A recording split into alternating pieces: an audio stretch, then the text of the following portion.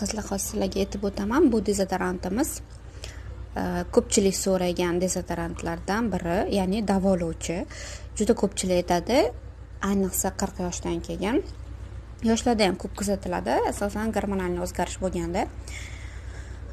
Dezodorant ishlatadi, lekin hidlanadi, ya'ni noxush hid keladi, lekin dezodorant ishlataman doim deb aytishadi. Ana shular uchun davolovchi hisoblanadi bu antiperspirantimiz. Yuvinsangiz ham, masalan, har kuni yuvinsangiz ham, lekin bir kun surgan bo'lsangiz, har kuni yuvingan taqdiringizda ham 4 kungacha sizda terlash bo'lmaydi va hech qanaqa hidlar qolmaydi. O'zi bitta ishlatganingizni bilasiz.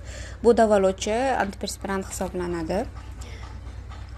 Hozir skidkada bemalol buyurtma berishingiz mumkin.